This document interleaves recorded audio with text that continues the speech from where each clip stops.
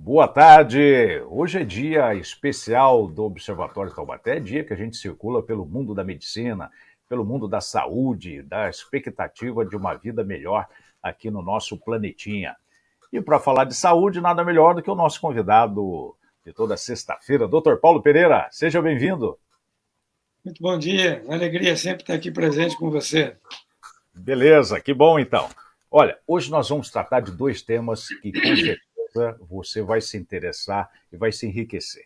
Nós vamos falar de doação de órgãos, com um mote aí, motivado pela a situação dramática que passa o Faustão, e vamos falar um pouco de vacina por conta de ocorrências que não deveriam acontecer mais, mas estão acontecendo, que se referem à volta de doenças que imaginávamos já suprimidas, por assim dizer, do panorama da Terra, né? E, no entanto, estão voltando aqui no nosso país, em alguns outros países do mundo também, por conta de uma praga chamado movimento anti-vacina. Doutor Paulo, vamos começar então no primeiro tema. Nós temos essa circunstância tão peculiar da vida, de uma situação dramática do sofrimento pode ser extraído algum proveito também, que é a notícia recente, sabida de todos, da situação do Faustão, que está na fila esperando um transplante de coração. Eu pesquisei um pouco, dei uma olhada aqui como é que os profissionais que cuidam disso se posicionam, e eu fiquei muito impressionado com a extensão da ciência que se refere à doação de órgãos. Vai além da medicina, passa pela tanatologia, que é o estudo científico da morte, que é, neste mundo, eu tenho três certezas, mas uma é de característica de fé espiritual, pode ser não seja de todos. A primeira certeza minha é que Deus existe e cuida de nós.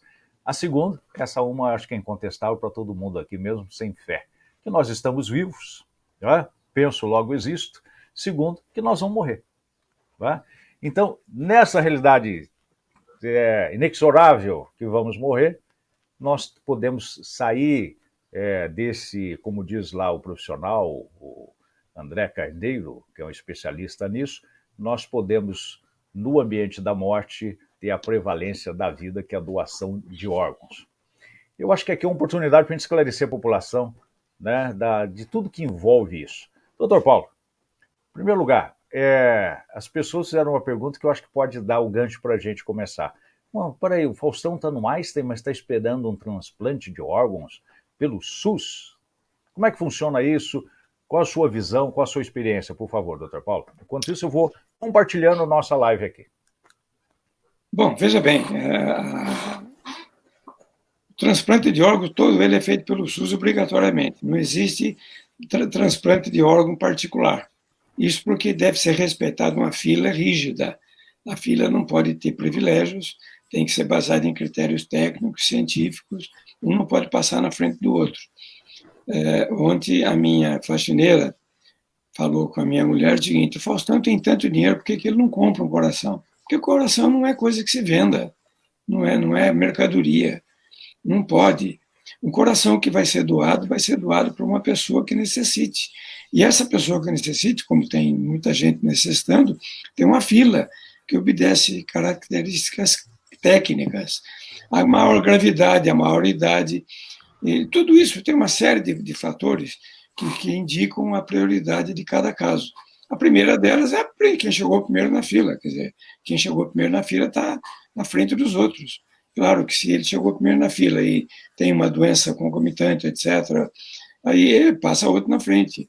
O importante é que haja compatibilidade. Então, os exames são feitos. Todas as pessoas que estão na fila de doação de órgãos, ela tem um cadastro espalhado no país inteiro.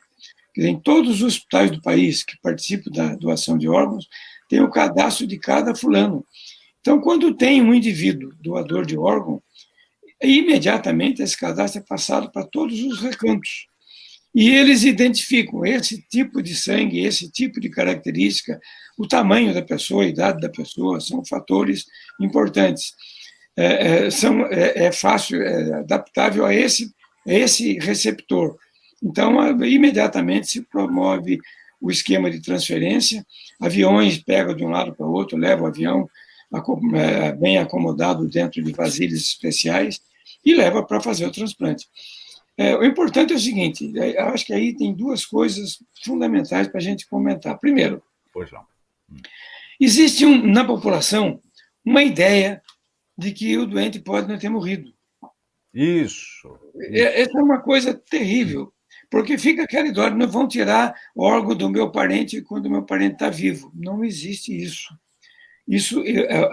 O diagnóstico de morte cerebral é um diagnóstico feito, é exato, ele é perfeito, ele é correto. Então, à medida em que se diagnostica que a morte cerebral, aquele ser humano não vai ter vida mais. Ele não tem mais cérebro para viver. Então, o coração dele, os órgãos dele continuam funcionando por algum tempo e vão parar todos eles. Nesse período em que há morte cerebral e que os órgãos dele ainda estão em funcionamento, este órgão está viável para transplante. Então, tem que aproveitar esse tempo. Eu não sei exatamente qual é esse tempo, eu acredito que varie de um para outro, mas esses órgãos têm que ser tirados imediatamente e levados para onde tem alguém precisando desse órgão receptor. Esse é um fator importante. Deixa eu só acrescentar.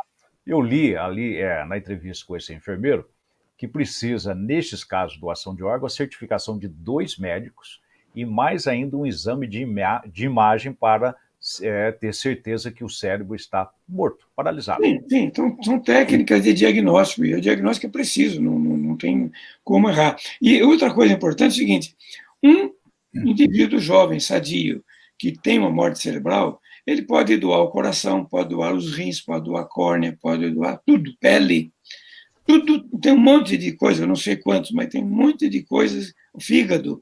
Todos esses órgãos podem ser transplantados, e aí que entra o segundo fator que eu acho fundamental. A pessoa que é um receptor de órgão é uma pessoa que está com a vida por limites. Se essa pessoa não receber órgão dentro de um determinado tempo, essa pessoa vai falecer. Então, o drama dessa pessoa que está vendo que se ele não receber um coração, ele vai morrer daqui a uns dias, o drama dessa família, o drama do conjunto onde essa pessoa convive, que está vendo que essa pessoa precisa de um órgão, se não chegar esse órgão, ele não tem condições de sobrevivência, aquele doador, aquela família de um paciente que tem morte cerebral, tem que pensar nisso.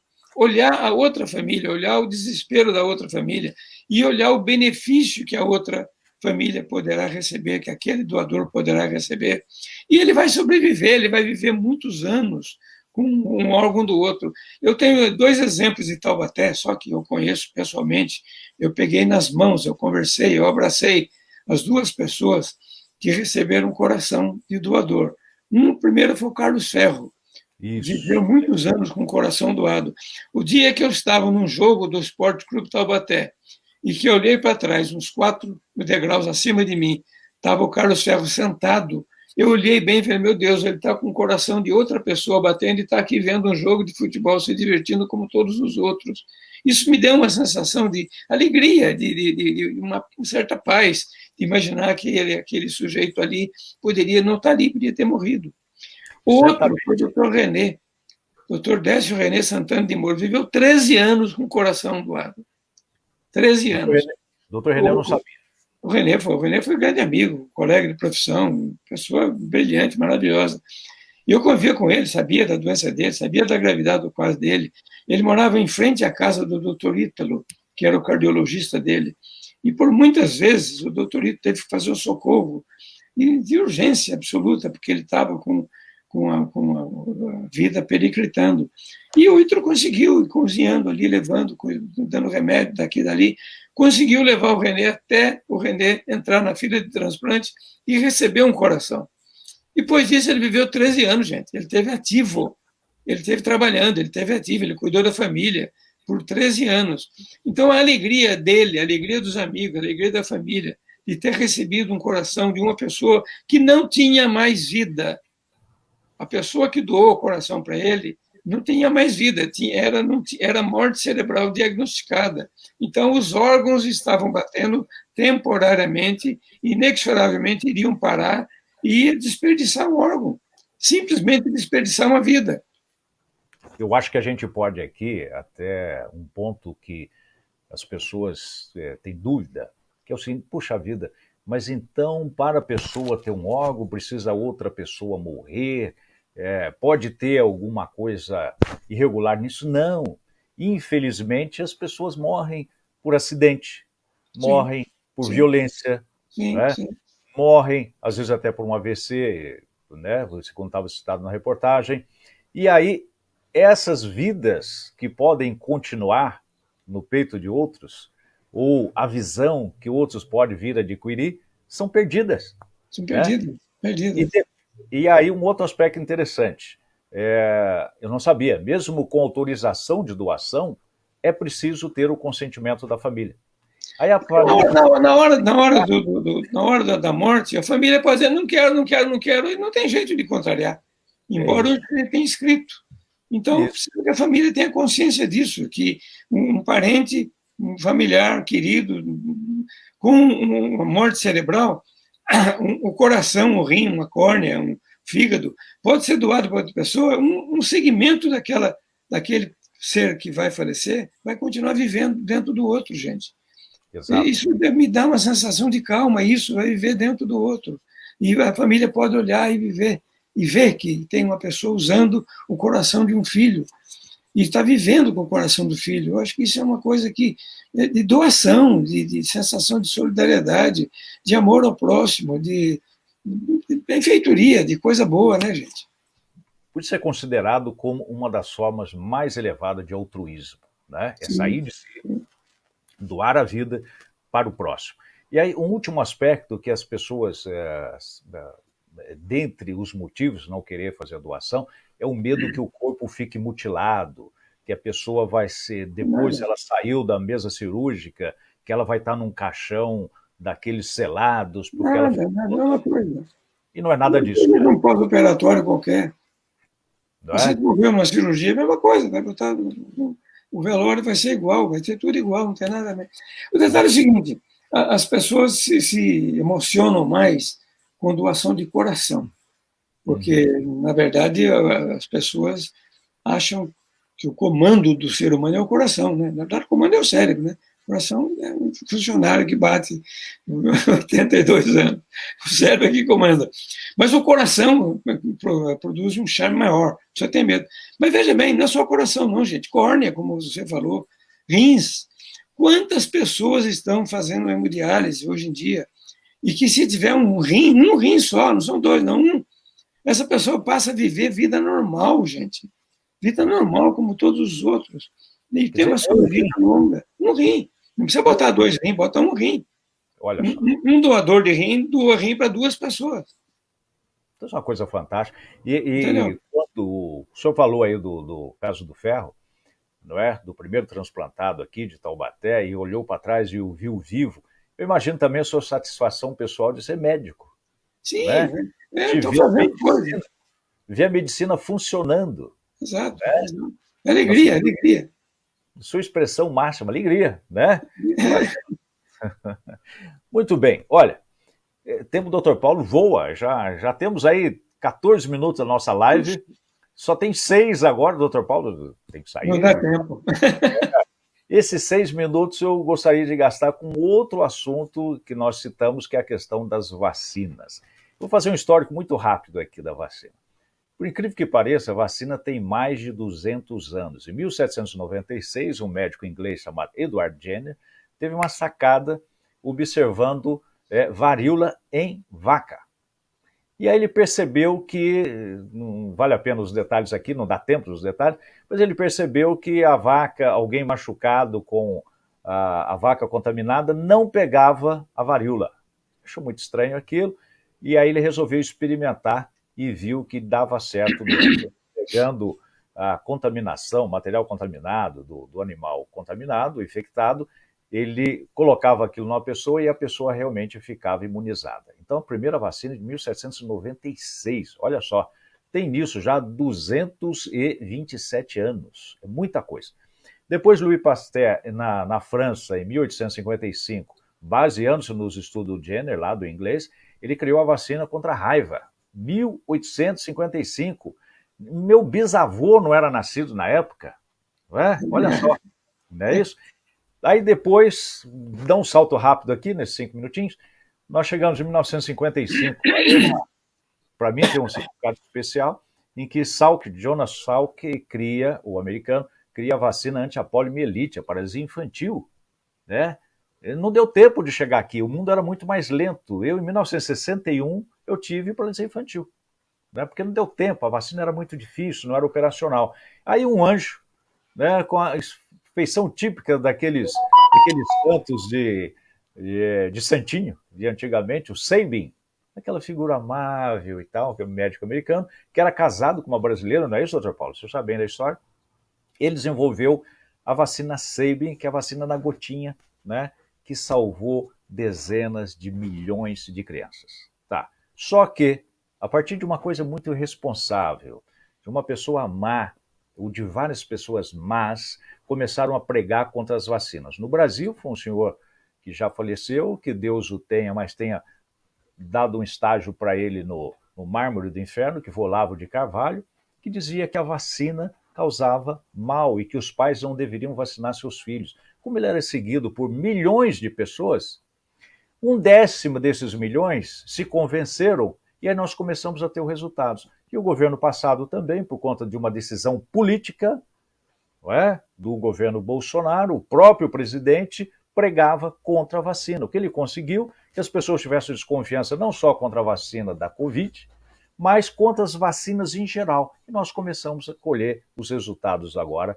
que é surtos de sarampo, surtos de varíola e casos de poliomielite. Doutor Paulo, na sua experiência de tantos anos, qual foi a sua percepção, quais os seus momentos de alegria de ver o efeito da vacinação na redução do número de mortes? Veja bem, pegando um pouquinho do gancho que você falou, eu só não entendo o porquê. Quer dizer, por que esse grupo político de extrema-direita do mundo inteiro começou com essa campanha contra a vacina? Eu não entendo o fundamento disso. Qual a razão? Onde que eles queriam chegar? Qual é o argumento que esse pessoal usa para ser contra a vacina? Para acontecer justamente isso que você está dizendo. Hoje em dia, as pessoas não se vacinaram contra sarampo, não se vacinaram contra hepatite, não se vacinaram contra polio, e vai começar a aparecer novamente essas doenças. E gente vai morrer, e gente vai ficar com sequela da poliomielite. E por quê? Porque um fulano boçal, metido, maluco, tonto, ignorante, falou uma coisa dessa, espalhou, e outros seguiram. E muita gente que está nos ouvindo está dizendo, pô, o doutor Paulo é bobo, mas ele não sabe o que está falando. Meu Deus! É ver no mundo, é ver a expectativa de vida antes das vacinas, a expectativa de vida depois das vacinas. Ver o número de indivíduos que têm sequela de poliomielite, que a gente vê, porque isso a gente vê na rua, vê andando, vê caminhando, da sua idade para cima, da sua idade para baixo não tem mais, a gente não vê. Isso. Por quê? Porque não tem mais, porque essas pessoas foram vacinadas, e essas pessoas foram vacinadas e estão salvas disso. Então, não tem porquê, gente. O assunto de vacina é muito longo, não dá para discorrer tanto. Mas eu não consigo entender o motivo que levou muitas pessoas, muita gente, a trabalhar contra a vacina, porque é a coisa mais clara do mundo. Eu era pequenininho lá na roça, lá no sítio, eu morava em Redenção, e eu já recebia vacinas no braço. Tinha um tubinho de vidro âmbar, ele quebrava aquele vidrinho, fazia com o próprio vidro uma escoriação no braço e soprava o líquido aqui, depois virava uma ferida desse tamanho. E as pessoas diziam que quando viraram a ferida, porque a vacina pegou, aí estava bom. Se não pegasse, não estava bom. Então, fui vacinado. Varíola, eu nunca vi um caso de varíola. Na minha geração para frente, não tem mais isso. É coisa rara, só em regiões especiais, não tem mais no mundo inteiro. De uns anos já, do meu tempo de formado para cá, vacina contra hepatite. Hoje a criança no berçário recebe vacina contra hepatite B. Isso significa o quê? Que não vai ter hepatite B, que não vai ter cirrose por hepatite B. O número de indivíduos que falecem ainda hoje porque tem sequela de hepatite B, cirrose hepática, vai desaparecer, não vai ter mais. Só que daqui para frente pode começar a aparecer de novo. Quer dizer, uma coisa tão fácil de entender, tão fácil de perceber, tão fácil de discutir. Eu não sei qual é o argumento do fulano que diz que não toma vacina. Eu tenho gente, amigo meu, ligado à área de saúde, que não tomou vacina. Não tomou vacina, foi para a UTI, quase morreu. A esposa dele, que é minha amiga do coração, falou: vacina, não sei, não, vacina, não sei, não. Mas, gente, perdoa, minha prima, mas você é ignorante. Isso é boçalidade, não tomar vacina é boçalidade. Eu não estou com vergonha de falar isso, nem estou com receio de falar. Mas quem não toma vacina é um boçal. Sim. Pode me processar se você quiser. É um boçal, é um burro, ignorante, tapado. Porque vacina não faz mal nenhum para ninguém, e salva vidas e prolonga a expectativa de vida da população toda. Perdão pela... Não, pelo contrário. Eu acho que quando a burrice ela atinge apenas o burro, vá lá, mas é uma burrice que mata outros. Sim. Porque ele se deixando contaminar, ele contamina outros, que não tem nada a ver com a decisão maluca dele, né? Só para encerrar, é um assunto delicado. Quero colocar aqui o comentário do Gerson, que está nos acompanhando. Olha lá. Pois é, meus amigos, os antivacinas são genocidas, são amigos da morte. Exatamente. Exatamente. Amigo da morte. E eu fiquei assustado, doutor Paulo, que eu tenho amigos, além do senhor, tenho a honra da sua amizade, tenho outros amigos médicos e eu encontrei alguns casos, um ou dois só, vai lá, também, quero exagerar, também não conheço tantos, mas um ou outro médico que é contra a vacina, que se posicionou contra a vacina da Covid agora. Mas ele foi vacinado, a mãe dele levou ele para vacinar quando era criança, por isso que ele está aí vivo. É isso.